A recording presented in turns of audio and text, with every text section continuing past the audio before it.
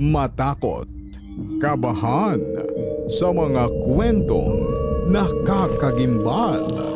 Sa Kaistorya YouTube channel with daily post at 7 p.m.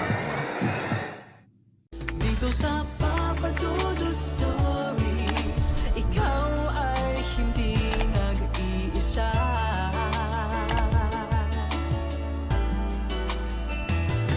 Dito sa Papa Dudu Stories, may nagmamahal sa'yo. Papa Dudu Stories. Papa Dudu Stories. Dear Papa Dudu, sa lahat po ng mga nakatutok ngayon, huwag pong kalimutan mag-like, mag-share at mag-subscribe. Maraming salamat po sa inyong lahat.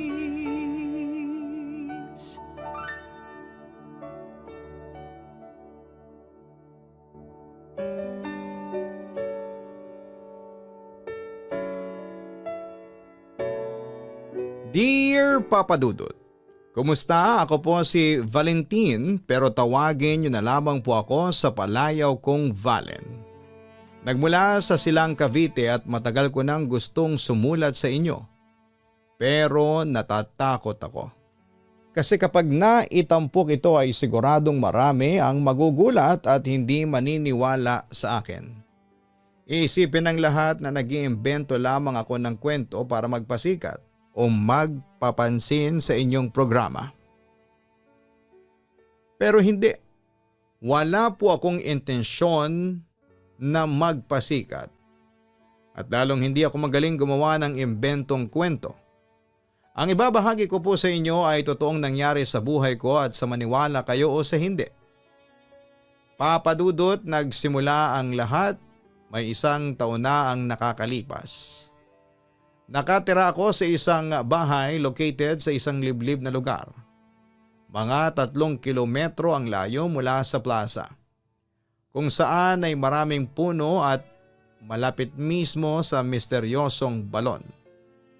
May malapit ding ilog sa kinakatayuan ng bahay ko na umaapaw kapag bumabagyo at binabaha ang aming lugar.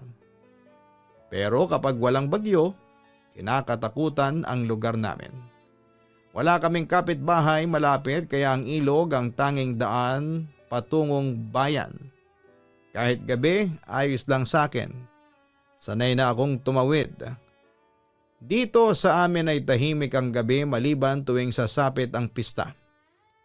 Tuwing Agosto ay nagkakabuhay ang mga kalsada, may perya, may paligsahan, at may kantahan sa bayan. Pero sa kabila ng kasiyahan ay may parte ng ilog na hindi dinadaanan pag 10 oras na. 25 anyos pa lamang ako noon, Papa Dudut. Tahimik lang at mahilig sa mga larong perya gaya ng color game at bingo. Tuwing gabi pagkatapos maghakot ng mais sa kanyang taniman, dumadaan ako sa ilog para tumambay sa perya sa bayan. Gabi-gabi bitbit ko ang maliliit na headlamp na ilaw sa aking noo. Maliwanag naman ang buwan pero gusto ko pa ring may sariling liwanag sa daan. Ang headlamp ko ay may yellow na sinag. Sakto lang para sa madilim na kagubatan. Isang gabi habang naglalakad pa uwi galing sa perya ay may naramdaman akong ingay mula sa likuran. Parang may lumalangoy. Hindi, parang may tumalon. Pero walang tao sa likod ko. Tumigil ako, tumingin sa paligid, wala, tahimik. Nang bigla ay muling tumunog ang tubig. Napatalon ang puso ko. Mula sa matarik na bangin sa gilid ng ilog ay may kung anong tumalon. Hindi tao, hindi hayop. Mabilis, madilim at mabigat ang bagsak. Ang tunog ng tubig ay hindi lang basta lundag, parang may humahabol. Napatakbo ako noon. Pero nagkunwaring kalmado. Baka lang hayop. Pero ang tubig ay parang may buhat ang tumalon. Parang hindi normal. At saka hindi mababaw ang ilog sa bahaging yon. Kinabukasan ay pilit kong kinalimutan ang nakita, narinig at naramdaman ko. Sabay pa rin akong umalis papunta sa perya. Masayang gabi, panalo ako noon sa bingo. Nakauwi ako ng may bit-bit na manok at candy. Pero pagdating ko sa may ilog, narinig ko ulit ang tunog. May tumalon muli. Inikot ko ang aking ulo, nakailaw ang headlamp ko ng mga sandaling yon. Tumingin ako sa paligid. Ang punong saging sa gilid ng ilog ay kumikilos sa hangin. Pero may isa na nakayuko. Parang may nakadagan. Parang may anyo at muli siyang lumakad ng mas mabilis. Mas malakas ngayon. Nanginginig ang tuhod ko noon, Papa Dudut, at pinaharap ko ang headlamp sa direksyon ng ilog. At doon ko nakita isang nilalang, hindi tao, parang kambing pero nakatayo. May matulis na sungay, pulang mga mata at humihinga ng malalim at parang nakangisi. Tumakbo ako ng buong lakas. Hindi na ako lumingon. Hindi ako huminto kahit may tinik sa daan. Hindi ko naramdaman. Pagkarating sa bahay, sinarado ko ang pintuan, sinarado ang lahat ng bintana at tinakpan ng headlamp. Hinabol ako ng sigbin. Sa puntong yon, kumbinsido akong sigbin ang nilalang na yon. Ayon sa matatanda, ang sigbin ay isang nilalang na lumilitaw bago ang pista. Hinahanap nito ang mahihinang kaluluwa. Yung mahilig gumala sa gabi, yung naglalakad mag-isa at yung hindi marunong tumingin sa paligid. Ang pista ay salo-salo para sa tao at para sa kanila. Kinabukasan ay hindi na ako pumunta sa bayan. Takot pa rin ako. Ikinuwento ko ang naranasan ko kay Aling Mila, ang matandang albularyo na kakilala ko na nakatira sa dulo ng bukid. Napakunot ang noon ng matanda. Matagal nang tahimik ang sigbin. Pero baka gising na ulit. Bakit po sa akin lumitaw? Tanong ko sa matanda. Mahina ang puso mo. Sagot ni Aling Mila. Marami kang kinikimkim na takot. Hindi mo inaamin. Pinipili ka niya kasi gusto kanyang kunin. Huwag kang bumigay. Labanan mo gamit ang ilaw. Pinayuhan ako ng matanda na sunugin ang palaspas mula sa simbahan at maglagay ng asin sa harapan ng bintana. Binigyan din ako ng isang maliit na boteng may langis. Galing daw ito sa gubat ng mariit, isang uri ng anting-anting. Kinagabihan ay hindi pa rin ako lumabas, pero may narinig ako mga yapak sa bubong. Magaan, mabilis at paikot-ikot. Hindi pusa, hindi tao. Tumigil ako sa paghinga. Tapos ay may tunog ng pagkamot sa dingding. Dahan-dahan at parang naghahanap ng butas. Hinahanap ko ang bote ng langis at ipinahid ito sa bintana at pintuan. Mula sa maliit na ilawan sa kusina ay biglang bumagsak ang mga tasa. Parang may umipang malamig sa loob ng bahay. Mabilis akong nagdasal. Hawak-hawak ang boteng may langis. Ilang saglit pa ay biglang tumahimik ang paligid, Papa Dudut. Wala nang iyapak. Wala nang ingay, pati ang hangin ay huminto na. At doon ako napaupo at nanginginig pero buhay. Kinabukasan ay napagdesisyonan kong magsimba. Nag-alay ako ng kandila at nagdasal sa altar ng baryo. Habang lumalabas ako ng simbahan, may lumapit sa akin na matanda. Iba kay Aling Mila. Hindi ko ito kilala. Kalen, hindi ikaw ang hinahanap niya. Pero ikaw ang nakapukaw sa kanya. Kaya ikaw na ang gusto niyang maging amo. Ang problema, ang mga nag-aalaga sa sigbin ay mga aswang. Gusto kanyang gawing aswang. Nalawayan kanya para maging isa kang ganap na aswang. Aniya. Kinilabutan naman ako sa narinig ko. Maraming katanungan ang gustong makawala sa utak ko. Pero na-bothered talaga ako. Kasi alam niya ang pangalan ko kahit na hindi ko siya kilala. Sandali. paano nyo nalaman ang pangalan ko? Tanong ko sa matanda. Pero ngumiti lamang ito sa akin. Tapos ay parang may narinig akong tumawag sa akin mula sa malayo. Dahilan para lumingon ako. Nang balikan ko ng lingon ang matanda ay wala na ito. Kinilabutan ako ng husto. Pagbalik ko ng bahay ay pinasya kong hindi na muling dumaan sa ilog kapag gabi. Bumili ako ng bisikleta at iniikot ang mas malayong daan na may mga ilaw. Minsan ay matagal makauwi pero ligtas. Hindi na ako gumagala kapag 10 oras ng gabi. Makalipas nga ang isang linggo ay isang binatilyong taga-ibang sitio ang nawala. Huli raw akong nakitang dumaan sa may ilog galing perya. Dahil dito ay ipinatawag ako ng kapitan para magbigay ng babala sa buong baryo. Naging usap-usapan ang kwento ko. Hindi lahat ay naniwala. Pero maraming naging maingat. Marami ang umiwas na maglakad sa ilog kapag gabi. At tuwing pista, mas mahigpit na ang bantay sa mga kabataang gumagala. Lalong pinalakas ang dasal sa kapilya. Hindi man ko ginusto, ay naging tagapag-ingat ako ng baryo. Lumalim ang respeto ng mga tao sa akin. At sa kabila ng takot na naranasan ko ay mas naging buo ang loob ko. Mas naging matatag. Hindi lang para sa sarili kundi para sa iba. Samantala natapos ang pista at naging normal ulit ang takbo ng buhay sa bahay. Pero ako ay patuloy na kinakabahan dahil sa mga kakaibang nararamdaman ko pagkaraang makakita ako ng sigbin. Lahat ng paligid ko ay parang dumilim ang aura.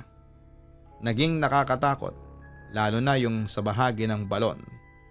Ang alam ko ay wala na itong lamang tubig pero nakakarinig ako ng kaluskos at alulong sa loob ng balon. Hindi ko naman makuhang tingnan o silipin ang balon kasi inuunahan po ako ng takot. Pero isang gabi habang pauwi ako sa bahay ay napadaan ako sa balon. Katabi ng balon ay isang babae.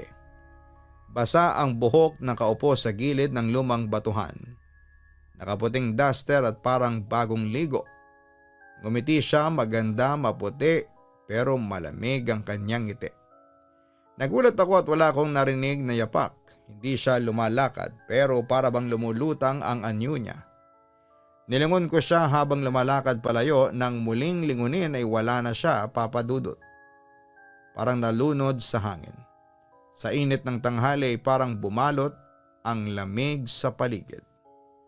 Napatakbo ako hanggang sa makarating ako sa bahay.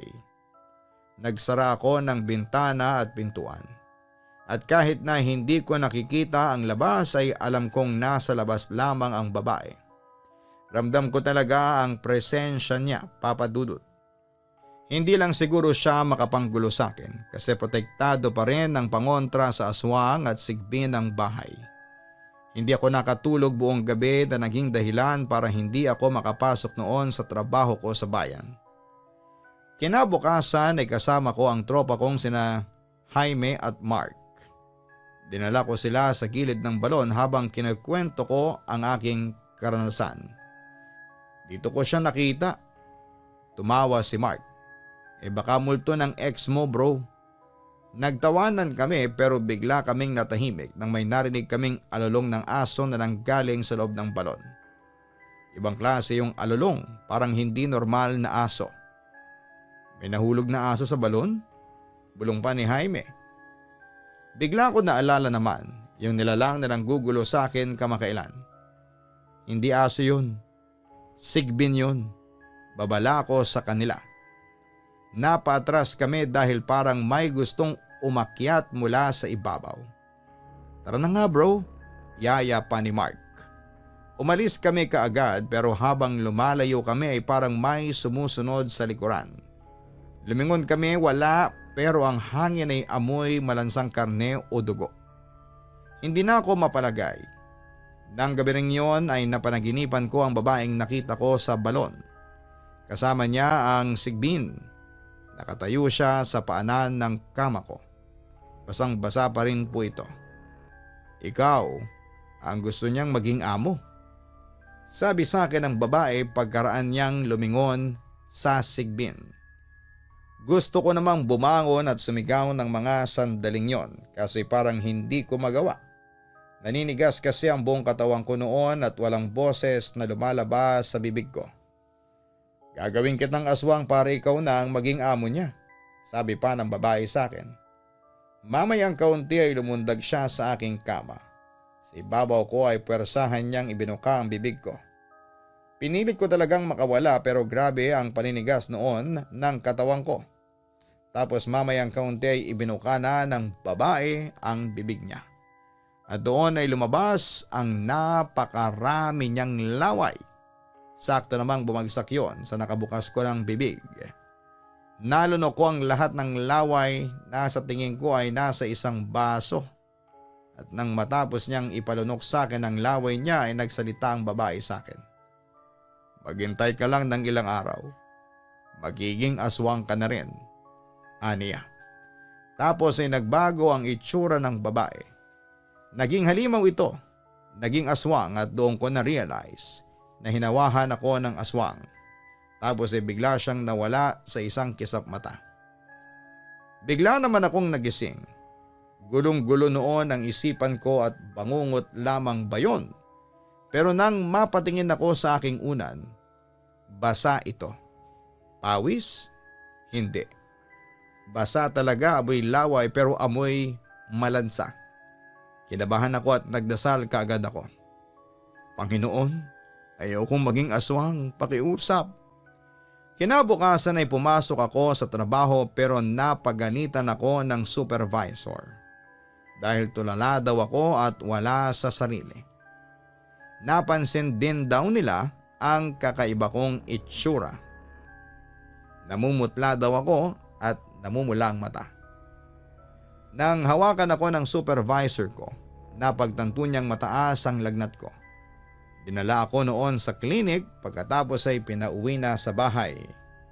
Sa kabilang banda kahit na nilalagnat ako ay nagpa siya akong umalis muna sa bahay at tumira muna sa bahay ng mga magulang ko.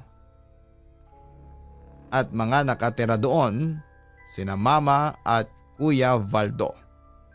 Agad nila akong inasikaso nang mapansin nilang may sakit ako. Pinagpahinga nila ako sa kwarto ni Kuya at doon na natulog na lamang magdamag. Pero isang madaling araw, nagising ako sa kaluskos sa kusina. Palihim akong sumilip mula sa kwarto, sa liwanag ng kandila ay nakita ko sina Mama at Kuya Valdo na tila may kinakaing hilaw. Parang atay at hindi ako gumalaw. Hindi ko rin alam kung takot ba o pagkabigla ang nangingibabaw sa akin. Kinabukasan habang nag-aalmusal kami ay tinapunan niya ako ng matalim na tingin. Alam namin kung ano ang sakit mo. Panimula ni Mama, huwag kang mag-alala, gagaling ka rin at magiging katulad ka na rin namin. Napatingin naman ako sa mama ko at kay Kuya Valdo. Doon ko lang napansin noon na may kakaiba sa kanilang dalawa. Pareho silang maputla at parang namumula ang mga mata. At kung dati ay masayahin sila, lalo na si Mama, iba na ngayon. Parang nakakakilabot na ang aura nilang dalawa. Alam mo Valen, sabi naman ni Kuya Valdo sa akin, darating ang araw, ikaw din, masasanay ka rin. Hindi ko na siya kinubo noon, pero sa puso ko ay may bumubulong na may mali. At hindi ako pwedeng maging bahagi noon. Lumipas ang ilang araw ay gumaan na ang pakiramdam ko. Pero may napansin akong kakaiba sa katawan ko. Parang bigla akong nag-crave sa karne. Dali-dali akong lumabas noon ng kwarto. Pero nadatnang kong walang tao. Pero napansin kong may mga iniwan sina Mama at Kuya sa mesa. Isang plastik ng hilaw na lamang loob. May nakasulat, kung gusto mong lumakas, simula mo sa simpleng tikim. Napalunok ako. Sa ilalim ng sulat ay may marka, hugis buwan na may mata sa gitna. Nang umuwi naman sila ay sinubukan kong tanungin si Mama tungkol sa mga nangyayari. Pero parang umiiwas siya, Papa Dudut. Hindi mo na kailangan malaman lahat, Valen. Aniya habang sinasara ang bintana. Minsan, mas mabuting manatiling tahimik ang ilang bagay. Pero sa panahong yon, hindi na sapat sa akin ang pananahimik. Isang gabi hindi na ako nakatiis. Sumunod ako kina Mama at kay Kuya Valdo nang lumabas silang dalawa. Habang naglalakad ay nagtaka ako dahil hindi ko alam na lumalabas pala sila ng 10 oras ng gabi nang hindi sinasabi sa akin. Samantala sinundan ko siya hanggang sa dulo ng kakahuyan. Doon ay nakita ko silang nakaluhod sa harapan ng isang matandang lalaking nakasuot ng itim. May apoy sa gitna, may ritual, may dasal at may sigaw. Tumakbo ako pa uwi at nanginginig ako sa mga nakita. Hindi ko alam kung totoo ba yon o bangungot lamang. Pero pag uwi ko ay nandun sina Kuya sa pintuan ng kwarto ko at nakangiti. "Nakita mo na ano?" tanong niya. "Huwag kang matakot. Malapit ka na rin maging katulad namin. Hihintayin na lang natin ang darating na kabilugan ng buwan para maging isang ganap ka ng tulad namin ni Mama." Hindi ako sumagot pero alam kong kailangan kong umalis. Hindi ko kayang manatili sa isang bahay na nilalamon na ng kadiliman. Kinabukasan ay maaga akong umalis, bitbit ko lang ang bag ko, ilang piraso ng damit at hindi ko alam kung saan ako pupunta pero bahala na. Hanggang sa bigla ko naalala si Aling Mila, ang albularyong kakilala ko. Pinuntahan ko siya pero nanlaki ang mga mata niya nang makita niya ako. "Bakit po? May problema po ba?" Kinakabahang tanong ko sa matanda. "Iho, malapit ka nang maging ganap na aswang," sabi niya sa akin. Nanginig ang buong katawan ko. Mapipigilan po ba itong pagiging aswang ko? Ayoko pong maging aswang. Mapipigilan natin, pero gusto kong alamin kung paano ka naging aswang, sabi niya. Mamayang kaunti ay pumikit siya at kinuha niya ang 2 palad ko at tila pinisil-pisil yon. Mamayang kaunti ay may sinabi siya sa akin na ikinagulat ko. Ayon kay Aling Mila, nakita niya na isang babae ang dumating sa bahay kasama ni Kuya Valdo. Siya si Helen. Ipinakilala si Kuya Helen ang babae bilang kasintahan niya at magpapakasal na sila. Pero ang kakaiba sa babae, isa kasi itong aswang. At alam yon ni Kuya Valdo.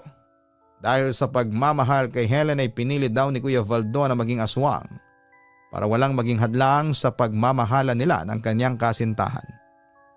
Samantala ay kinumbinse rin ni Kuya Valdo si Mama na maging isang aswang. Nung una ay ayaw nito, pero nag-insist daw ang kapatid ko. Sa uli pumayag daw si Mama pero sa isang kondisyon, kailangang isama din daw ako para maging isang aswang. Sa kabilang banda ng mga panahong yon ay may sigbin na kursonada ako. Wala itong kinalaman kay Helen pero ginamit daw ni Helen ang pagkakataon para hawahan ako ng pagiging aswang.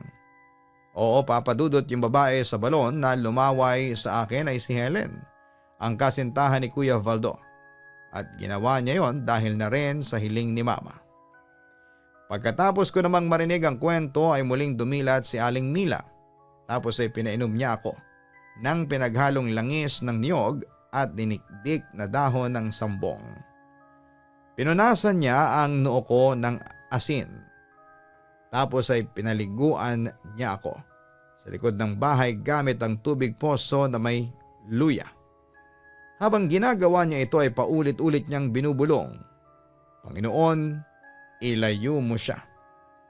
Matapos ang ritual ay pinatulog niya ako sa lumang kwarto.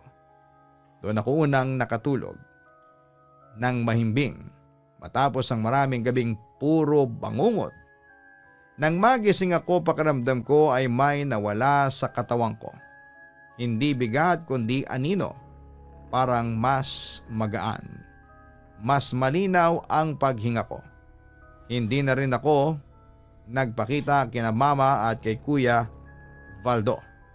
Lumipat na ako ng ibang tirahan kung saan ay hindi sila makatutunton. Oo, tinalikuran ko sina Mama at Kuya Valdo kasi hindi na sila ang pamilya ko. Dumating ang full moon at wala namang nangyari sa akin. Hindi na ako nag-transform bilang isang aswang. Sa ngayon, Papa Dudut, ay normal pa rin akong tao. Namumuhay akong kasama ng pamilyang tinatag ko. Samantala'y wala na akong komunikasyon kina Mama at kay Kuya Valdo at hindi ko na alam kung ano ang nangyayari sa pagiging aswang nila. Hindi na rin ako ginagambala noong Sigbin o ni Helen. Basta tahimik na ang buhay ko bagamat alerto pa rin ako sa aking paligid dahil hindi ko alam kung sino ang mga taong nakakasalamuha ko, ang tunay o isang aswang. Papa Dudut, hanggang dito na lamang po ang sulat ko at sana po ay mapili po ninyong itampok sa Papa Dudut Stories YouTube channel. Maraming salamat in advance. Lubos na gumagalang, Valen. Maraming salamat kay Valen sa lakas ng loob mo na i-share sa amin ang iyong kwentong nakakakilabot. Totoo man o hindi ang aswang ay marapat lamang na mag-ingat tayo sa ating paligid lalo na sa mga taong nakakasalamuhan natin. Dahil hindi natin alam kung ano nga ba ang totoong hangarin nila sa atin. Kung kabutihan ba natin o kapahamakan. Minsan kahit na kaanak o kapamilya natin ay maaaring magdala sa atin ng kapahamakan. Kaya palagi tayong magdalawang isip sa mga nakakaharap nating tao. Maging alerto, mapagmatyag at ugaliing magdasal sa Panginoon. Hindi masamang magduda sa kapwa, lalo na kung para naman po ito sa ikabubuti mo.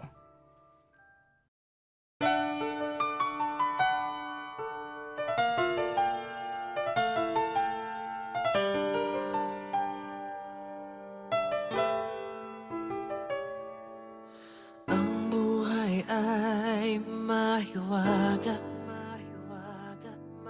laging may lungkot at saya. Sa Papa Dudut Stories, laging may karamay ka.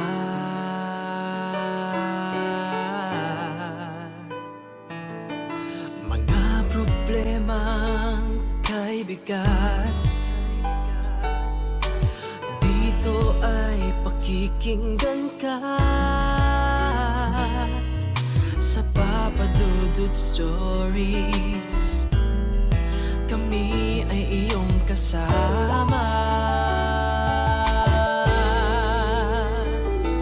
Dito sa Papa Dudut Stories, ikaw ay hindi nag-iisa.